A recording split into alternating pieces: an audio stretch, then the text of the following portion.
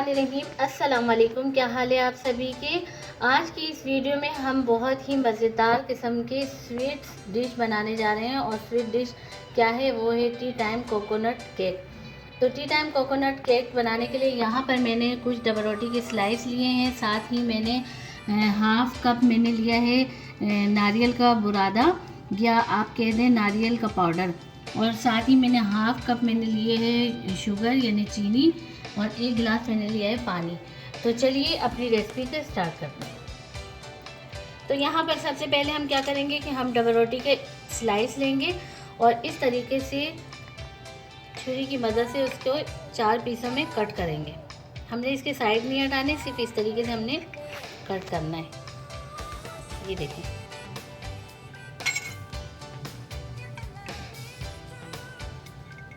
तो अब मैं तमाम जो स्लाइस है उसको इस तरीके से कट करती हूँ। मैं दोबारा से करके दिखाती हूँ।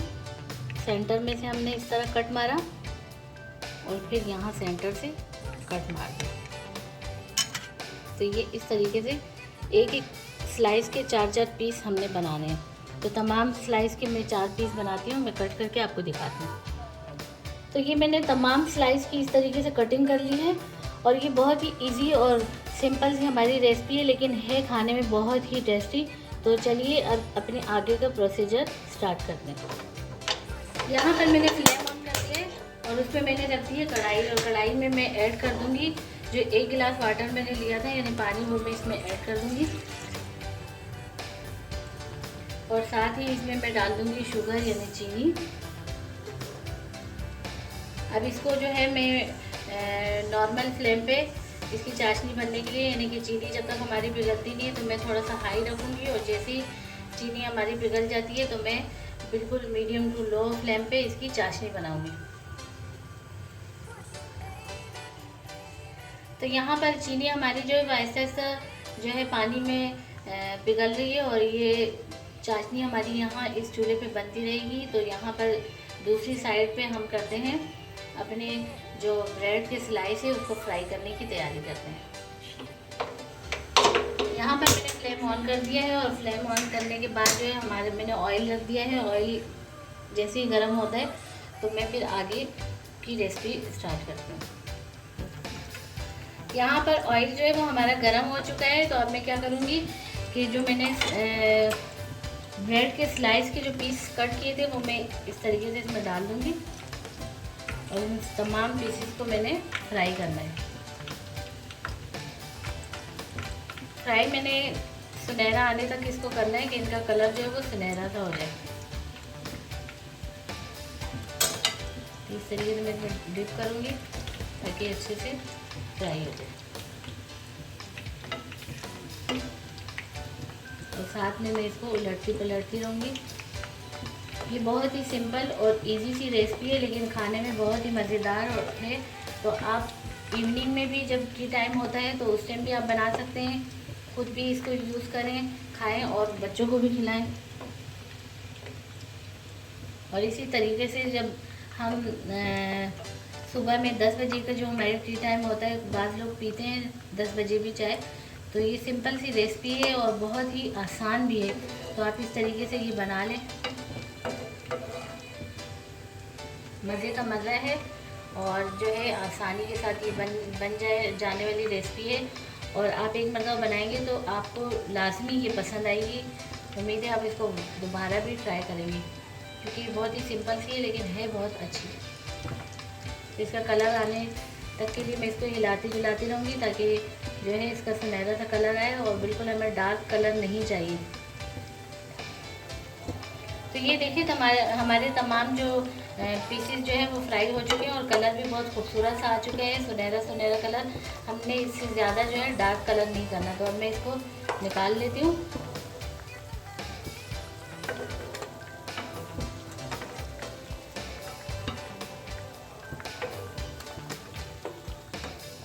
तो ये मैंने तमाम पीसेस निकाल लिए हैं और अब बाकी की जो है वो भी मैं फ्राई करती हूँ।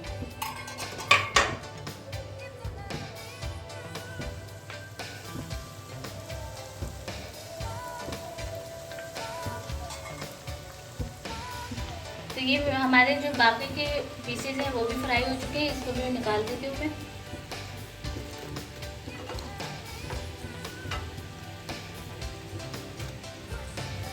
تو یہاں پر چاشنی بھی ہماری اچھے سے بن چکی ہے. اب میں فلیم آف کر دیتی ہوں اور اس کو میں ٹھنڈا ہونے کے لیے رکھ دیتی ہوں. تو چاشنی جو ہے وہ ٹھنڈی ہو چکی ہے اور میں نے یہاں باؤل میں ڈال دی ہے. اب میں نے کیا کرنا ہے کہ اس طریقے سے ایک ایک سلائس لے کے اس میں ڈال دینا ہے.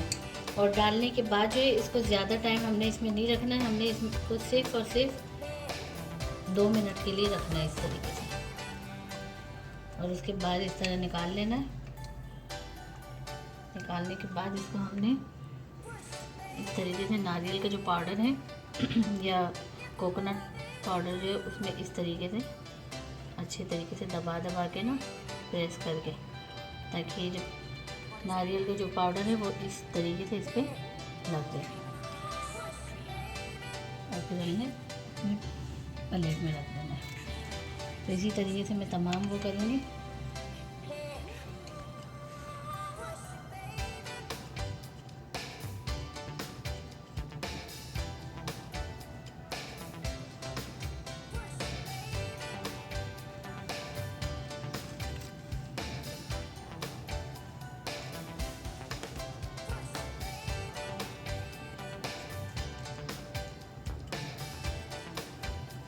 آپ جب بھی اس طریقے سے یہ ٹی ٹائم کوکونٹ کیک بنائیں تو آپ جو ہے چاشنی ٹھنڈی ہونی چاہیے.